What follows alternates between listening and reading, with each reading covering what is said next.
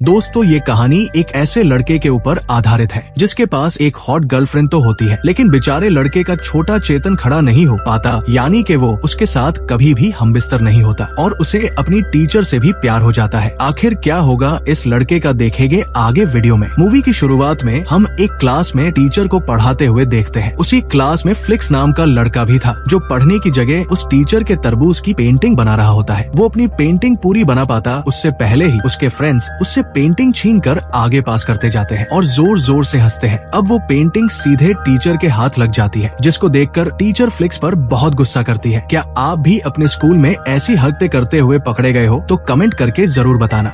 इसके बाद फ्लिक्स अपने फ्रेंड्स के साथ कैंटीन जाता है, जहाँ जाकर वो तीनों मिलकर स्कूल की सबसे हॉट लड़की को ताड़ने लगते हैं, क्योंकि वो लड़की बड़े तरबूज होने की वजह से फेमस थी। वो तीनों अपनी आंखें सेक ही रहे होते हैं, तभी उस लड़की का बॉयफ्रेंड वहाँ आता है जिसका नाम टॉम था। टॉम को देखकर तीनों को लगता है कि हम इसकी जीएफ को ताड़ रहे थे, इसलिए ये अब हमारी रेल बनाएगा, लेकिन ऐसा नहीं होता। टॉम फ्लिक्स को उसकी जीएफ का फोटो बनाने की बोलता है। अगले दिन हम स्कूल में फ्लिक्स की जीएफ कैथी को देखते हैं, जिसको देखते ही फ्लिक्स का छोटा चेतन मुरझा जाता है। ऐसा क्यों होता है आगे वीडियो में पता चलेगा। कैथी फ्लिक्स को अपने बर्थडे पार्टी में इनवाइट करती है और उससे कहती है कि तुम जल्दी आना, क्योंकि हम दोनों वहाँ एक रात की जवानी करेंगे। लेकिन ये सुनकर तो फ्लिक्स का मुंह लटक जाता है। अगर कोई लड़की मुझे ऐसा बोल दे तो अम्मा कसम उसकी तो वही रेल बना दो। कैथी के वहाँ से जाने के बाद फ्लिक्स के फ्रेंड उसके पास आते हैं, तो फ्लिक्स उनको गपागप वाली बात बताता है। तो उसके फ्रेंड फ्लिक्स को एक कोने में ले जाकर उससे बोलते हैं, अबे तू क्या बिना पप्पू का है क्या जो तुझे खाता खोलने में दिक्कत है। ये सुनकर फ्लिक्स बोलता है, अबे अभी दिखाऊं क्या मेरा छोटा चेतन। तो उसके फ्रेंड्स को शर्म आ जाती है और वो बोलते हैं, जब तेरा चेतन इतना ही बढ़ा है तो कैथी के साथ खेलने से मना क्यों किया। तो फ्लिक्स बताता है कि मैंने अभी तक किसी के साथ गपागप नहीं किया और मैं अभी तक वर्जन हूँ। कैथी को देखते ही मेरा चेतन छुप जाता है। ये सुनकर उसके फ्रेंड्स का भी मुंह लटक जाता है, क्योंकि उन्होंने भी अभी तक किसी की अनबॉक्सिंग नहीं करी थी। फ्लिक्स उनसे पूछता है कि हाथ गाड़ी चलाने में ज्यादा मजा आता है या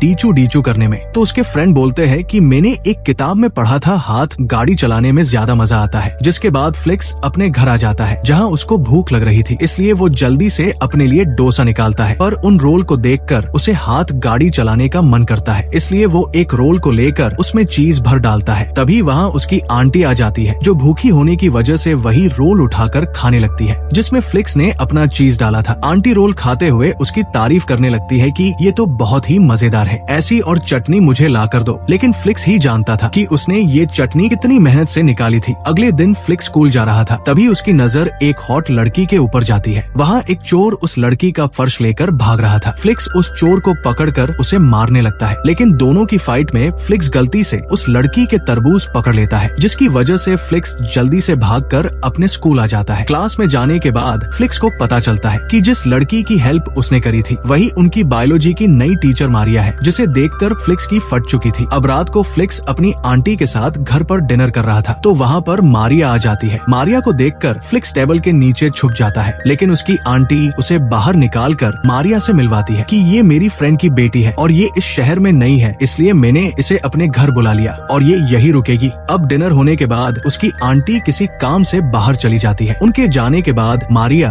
और फ्लिक्स आपस में बात करते हैं, जहाँ मारिया फ्लिक्स से कहती है कि तुम स्कूल में ये बात किसी को मत बताना कि मैं तुम्हारे साथ इस घर में रहती हूँ। अगर स्कूल में ये बात किसी को पता चल गई तो कोई भी स्टूडेंट मेरी इज्जत नहीं करेगा। इससे फ्लिक्स भी इसके लिए मान जाता है। जिसके बाद फ्लिक्स अपने रूम में सो रहा होता है। उसे एक सपना आता है जिसमें मारिया उसके रूम में आकर उसके साथ पलंग तोड़ करती है। ये देख फ्लिक्स की आँख खुल चुकी थी। क्या फ्लिक्स का ये सपना पूरा हो पाएगा या नहीं, देखेंगे आगे। अब अगले दिन फ्लिक्स की जीएफ कैथी का बर्थडे था, लेकिन गिफ्ट वो फ्लिक्स को दे रही थी। आप समझे या नहीं, चलो आगे समझाता हूँ। कैथी फ्लिक्स को पलंग तोड़ने के लिए ओयो लेकर जाती है, जहाँ जाकर कैथी फ्लिक्स का माहौल बनाने लगी। लेकिन फ्लिक्स का छोटा चेतन सलामी नहीं देता, तो कैथी उसे फूंक मारकर सलामी ठोकने की बोलती है। लेकिन फ्लिक्स का छोटा चेतन तो पुष्पा से भी तेज निकला उठूंगा नहीं साला।